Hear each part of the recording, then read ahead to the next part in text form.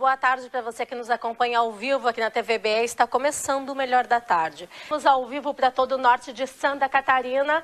Estou aqui com o Renato Reising. Tudo bem, Renato? Tudo ótimo. Seja muito bem-vindo ao Melhor da Tarde. Muito obrigado. Eu quero aproveitar a gente começar mandando um beijo, viu? Para toda a Joinville e região que nos assiste pelo canal 11, Jaraguá do Sul e região que nos assiste pelo canal 19 e todo mundo que nos acompanha pelo site tvbe.com.br. Um beijo carinhoso para vocês. Muito obrigado pelo carinho da audiência. Hoje é o Dia Mundial de Combate ao AVC. Por isso, e Renato está aqui com a gente. O Renato, ele é professor e intérprete de inglês e libras, coach motivacional e terapia, isso de terapia. E no dia de combate, né, Dia Mundial de Combate ao AVC, além de trazer uma pessoa que tem uma experiência técnica excelente, o Renato já teve 2 AVCs. Sim. É isso, meu amigo? É isso mesmo. Conta pra gente como foi isso. Deve ter sido um baita susto ainda por 2 vezes. Foi um choque assim, muito grande. Eu estava vivendo no exterior e eu já tenho casos no passado de que eu já superei a síndrome do pânico, depressão profunda, e até então tudo estava andando bem. E há pouco mais de 2 anos atrás, eu tive 2 AVCs, foram 2 ao mesmo tempo, 2 lugares diferentes do cérebro. E foram 2 AVCs isquêmicos, né? E o que me fez perder os movimentos do lado direito do corpo. Nossa. Então, a partir dali, eu me vi numa cadeira de rodas, eu estava internado. E aí também desencatilhou a síndrome do pânico novamente. E eu fiquei muito abalado. Tive que entrar num tratamento medicamentoso muito ruim. Foi quando eu comecei a perceber, porque quando eu me curei da síndrome do pânico e da depressão, eu soube que era tudo uma questão da nossa mente, do que a nossa mente produz conosco. Claro que tem os fatores orgânicos, tudo. E eu percebi que eu estava provocando tudo aquilo acima de tudo. Então eu decidi abandonar tudo nos Estados Unidos, né? Na verdade eu fechei meus compromissos, fiquei mais 1 ano para lá e vim para cá. Chegando aqui no Brasil, eu repeti os exames que eu tinha feito lá e fui encaminhado às pressas para uma cirurgia do coração, onde tudo foi sanado e o problema foi resolvido. Mas ficou o lado psicológico e emocional. E é por isso que hoje eu trabalho com palestras motivacionais e também ajudando pessoas que passaram por isso. E quando nós falamos em AVC, a gente tem o costume de pensar que é uma doença que acaba dando apenas em pessoas mais velhas. E isso vem se provando cada vez mais ao contrário, não é, Renato? Sim, hoje pessoas muito jovens, inclusive na faixa dos 19 aos 25 anos, estão sendo acometidas com AVC. Isso realmente é muito preocupante. E o que a gente pode dizer que a causa é pelo quê? A gente pode dizer que é hábitos alimentares, hábitos não tão saudáveis de vida? Sim, é uma junção de fatores, na verdade. O meu caso foi um pouquinho atípico. Eu tenho certeza que o estresse contribuiu muito porque ele mexeu na minha pressão e tal. Mas normalmente as causas comuns são a pressão alta, né, vida sedentária, alimentação. A carga genética da pessoa também contribui bastante. Só que eu digo assim, a falta de felicidade da pessoa na vida, isso interfere demais. Quando a pessoa ela se anula, quando ela não vive para o que realmente importa, aí ela começa a ficar doente. E eu não estou falando somente do AVC, eu estou falando de qualquer doença grave, assim, quando a pessoa realmente ela não vive para ser feliz, ela está muito preocupada com o compromisso, com os outros, tudo aquilo, ela esquece de viver e aí ela adoece. Renato, então a gente tem que primeiro cuidar da cabeça? Sim. Mente sã, corpo são. Esse é meu lema, isso eu aprendi muito cedo, sabe? É difícil colocar em prática? Sim, mas é muito possível, porque quando a gente está mergulhado num problema, a gente não consegue enxergar, muito menos sair dele.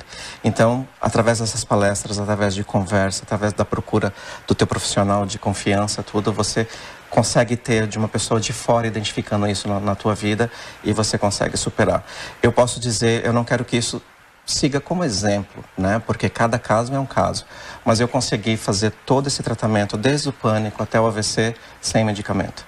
Os únicos medicamentos que me deram foram nos Estados Unidos, que me fizeram muito mal. Foi onde eu larguei e vim para cá. Porque aqui a cultura holística ela é muito mais forte, né? Então eu resolvi vir para cá. Claro, com o apoio de vários profissionais me acompanhando com o que estava acontecendo no dia a dia e tal. Mas eu digo que foi por isso que eu atingi o sucesso. Eu realmente entendi o que estava acontecendo, aceitei a situação e resolvi dar a volta por cima.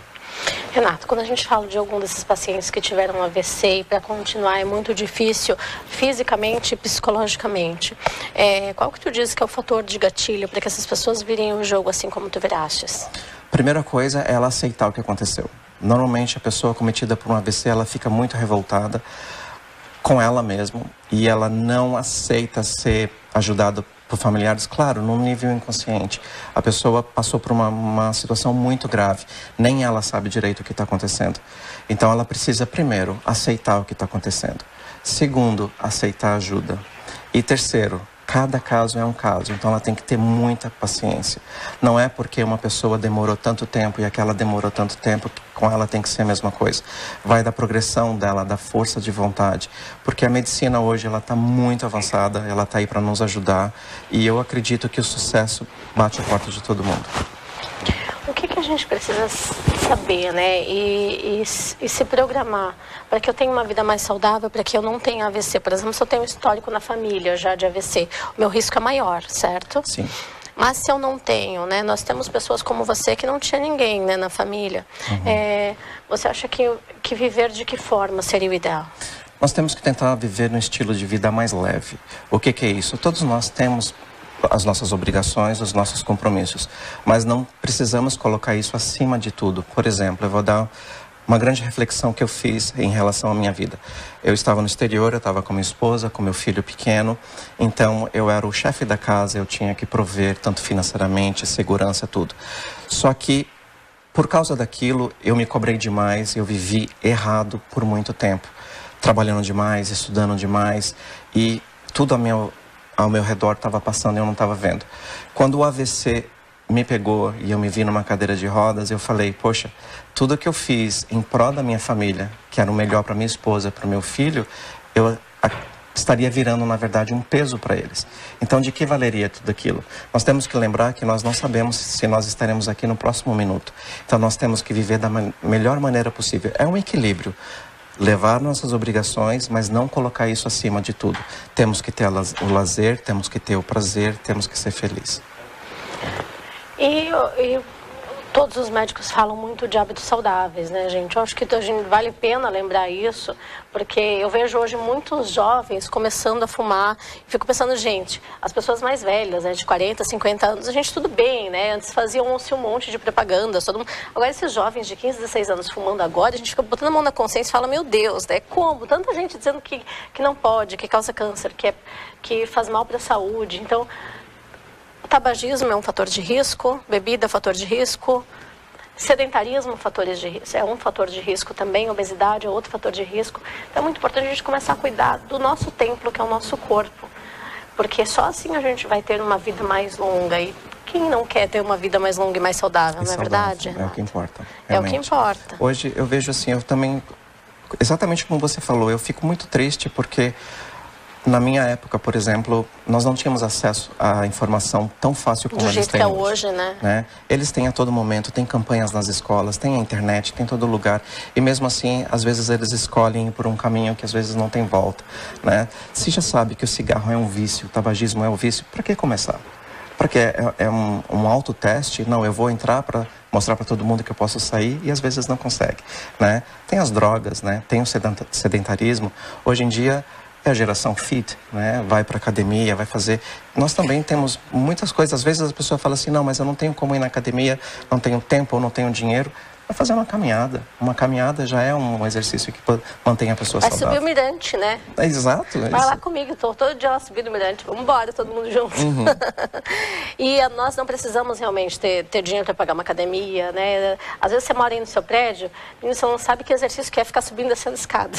Você não tem noção do quanto isso é bom pro corpo. Então, assim, são maneiras práticas, baratas, que você só precisa de tempo. Na verdade, a pessoa precisa parar de dar desculpa. Isso não é verdade, que eu ia falar agora. Esquece a desculpa. A pessoa tem que querer, porque quando a gente realmente quer, não há desculpa. E se a gente está inventando um problema aqui, um problema ali, é porque realmente a gente ainda não está pronto para enfrentar aquilo. Renato, e para quem está passando por esse momento, talvez a família ou a pessoa que está em casa teve um AVC, está lá nos assistindo, tem alguma coisa que tu gostaria de falar para essa pessoa? Tem sim. Primeiro para a família. O papel de vocês, assim, é fundamental para a pessoa que se acometeu. Então, imagina assim, dependendo da gravidade do AVC, a pessoa, o paciente, ele fica preso no próprio corpo. Porque ele quer falar e não consegue, ele quer se movimentar e não consegue, e ele está vendo aquilo. E todo mundo, todo ser humano, ele se sente mal em ser um estorvo para a família, né? Então, primeiro eu queria agradecer a todas as famílias que entendem, que abraçam a causa. Porque às vezes tem casos que um familiar tem que completamente largar a vida própria para cuidar da pessoa. Isso é muito importante. Só que todos têm que entender que é uma fase, é por um tempo. Às vezes um pouco mais longo, às vezes um pouco mais curto, mas vai passar. Então, se eles tiverem essa união e poder dar força para o paciente, é o que mais importa. Porque quem passa por aquilo fica muito abalado psicologicamente, muito abalado. E qualquer coisa que aconteça com a pessoa, ela já acha que ela está tendo um outro AVC. Depois do AVC, eu fui para o pronto-socorro inúmeras vezes, achando que eu estava tendo um outro AVC. E é claro, e quando você chega no hospital, você fala, eu já tive AVC, já tive 2 AVCs, eles te passam na frente, eles vão lá, fazem todos os exames, é uma bateria de exames tudo de novo, só que se percebe no resultado dos exames que é mais emocional do que real, né? Então, as pessoas precisam o paciente tem que se conversar muito com ele, sem criar, às vezes, mais ansiedade, expectativa. Olha, vai ficar tudo bem, tudo a seu tempo, entende? Não precisa se preocupar, você não está sozinho e nós vamos sair dessa. E o paciente, ele não pode desistir em momento nenhum, porque tem muitos momentos que você tem vontade de largar tudo. Às vezes você fala assim, eu quero ceifar minha dor, mas a pessoa não sabe como fazer aquilo, né? Então a pessoa tem que ser muito forte, tem que continuar, tem que perseverar, porque ela vai conseguir. Nós saímos aí de Setembro Amarelo, e o que tu me falaste agora vem muito de encontro com tudo que nós falamos, da prevenção do suicídio. Quanto mais a família se unir e dar força para esse paciente, mais chance ele tem de se recuperar. Se for ao contrário, o risco de que ele tire a própria vida é muito grande também, muito, né, grande, Renato? Muito grande. O importante é conversar sem julgamento, não pode haver julgamento em hipótese alguma. Às vezes a gente não entende o que a pessoa está passando e a gente fala, às vezes a gente encara como má vontade, mas realmente é muito difícil, tá? Eu tenho aqui presente a minha esposa, ela passou por situações assim muito complicadas que eu no lugar dela não saberia como lidar, porque a família também se sente impotente, né? Então o paciente tem que ser uma união das duas partes, o paciente não pode desistir, só que a família pode ajudar em tudo, mas não pode querer por ele. Se ele não quiser sair dessa, não tem quem possa conseguir fazer isso. Renato, você também estava me contando antes que você ajuda as famílias, quem te chama, enfim, né, dá palestras por aí. Quem quiser saber mais, né, do teu conteúdo, tem rede social, telefone? Tem, pode entrar no nosso site que é o www.heinzen, HEINZEN.com.br. Ali é o site da nossa empresa de terapia. Ali está fácil entrar em contato comigo, seja por celular, por WhatsApp, e aí a gente pode conversar melhor. Bom demais. Renato, eu te espero mais vezes aqui no Melhor da Tarde, viu? Será um prazer, muito obrigado. Combinado. Muito obrigada pela tua presença também, viu? Obrigado. Voltamos ao vivo para todo o norte de Santa Catarina. Para quem ligou a TV agora, hoje é o Dia Mundial de Combate ao AVC. Aqui do meu lado está o professor Renato Heinzen. O professor Renato já passou por AVC, nós já comentamos bastante sobre isso no primeiro bloco, mas tem uma coisa muito importante que surgiu uma dúvida aqui, que eu acho que ele vale a pena contar para vocês isso. Como que a gente identifica, professor, quando a pessoa está tendo um AVC? Isso é identificável? Na maioria das vezes é muito difícil identificar e as pessoas perdem um tempo precioso tentando identificar. Então, o que normalmente acontece, se você perceber que um familiar começou a falar de um jeito mole, que é como a gente costuma dizer, ou então a própria pessoa às vezes diz assim, estou me sentindo estranho, ou a pessoa já não se movimenta direito, você pede para a pessoa fazer uma simples frase, como por exemplo, o céu hoje está azul. A pessoa que está sendo acometida por um AVC, ela não vai conseguir falar essa frase. Então, nesses casos, não percam mais um minuto sequer. Chamem o SAMU, chame os paramédicos, porque o nosso SAMU, os nossos bombeiros e a Polícia Militar, eles estão fazendo um trabalho excelente, eles estão sendo amparados, inclusive, pela Associação Brasileira de AVC, aqui em Joinville, então eles estão recebendo muita instrução, então todos estão trabalhando juntos, porque, de novo, vale lembrar que cada minuto conta. Tu tinha dito pra gente no intervalo que são 4 horas que são super importantes, essas primeiras 4 horas, é isso? Isso mesmo. No caso de um AVC hemorrágico, porque nós temos o isquêmico que não é tão grave, mas tem um hemorrágico que é mais grave. Então, o paciente ele tem até 4 horas para ser acometido ao atendimento, seja cirurgia, seja o que for. Porque dentro dessas 4 horas fazendo a cirurgia, tem muitas chances de não ter sequelas ou sequelas pequenas. Passando esse tempo, provavelmente as sequelas serão permanentes. Você estava contando pra gente também de um caso que aconteceu aqui no Hospital São José, em Joinville, de uma menina que chegou, foi no dia anterior, não descobriram que era AVC, no outro dia ela já estava com sequelas permanentes. Isso, ela apareceu lá num dia e ela não foi identificada, não conseguiram identificar o AVC porque ela aparentemente estava normal, mas ela se dizia estranha, com certo formigamento de um lado do corpo. E no outro dia, que foi o dia que eu fui pro São José, ela estava de volta e contando que ela já estava com AVC. Que ela teve um AVC e já teve o lado direito prejudicado. Gente, então vocês veem como é importante, veem como é importante nós prestarmos atenção nas pessoas, no que está acontecendo ao redor. Nós aqui tivemos outro caso, né, em que a nossa produtora estava contando, em que um senhor acabou dando um AVC e ele foi dormir. Quando acordou já estava também com sequelas permanentes. Então é importante a gente realmente prestar atenção em tudo. Essa fala arrastada não é normal, né? Essa disfunção no falar, no andar, no se mover, dificuldade de raciocínio, não é normal. Então ligue na hora para o SAMU. O professor Renato estava falando para a gente que o SAMU ele vai falando com você, né? Ele vai conversando, ele já manda uma ambulância e aí ele já vai conversando com o familiar e eles conseguem identificar já pelo telefone se a pessoa está tendo um AVC ou não. Então olha que importante, 193 é o número dos bombeiros, né, do SAMU. Você pode ligar a qualquer momento, 190 da Polícia Militar, que também está preparada para atender nesses casos, mas procure imediatamente um pronto atendimento. Imediatamente. Pode levar no próprio carro também, Renato, ou não é aconselhado? Pode levar no próprio carro, mas já de preferência alguém em contato já com o serviço médico, seja 192, 193, 190, não importa, para que a pessoa seja atendida já e ela com certeza já vai ser passada na frente, não importa para onde ela estiver sendo levada, que o atendimento ele é primordial. Porque às vezes é mais rápido você levar no seu carro do que esperar uma ambulância. Então, se você tem essa condição de levar o paciente no carro, então, olha, já liga para o 192, 193 ou 190, né? Já chama o SAMU, enfim. Eles vão conversando com você enquanto você está nesse trajeto. E aí fica mais fácil de ter menos sequelas. É importante que a pessoa, que a família não tente fazer um papel de médico, porque às vezes eles ligam, vamos supor que é uma pessoa da família que já bebe um pouco por natureza, e a pessoa começa a falar mal, começa a falar arrastado, e a pessoa fala, é porque ele fala assim mesmo.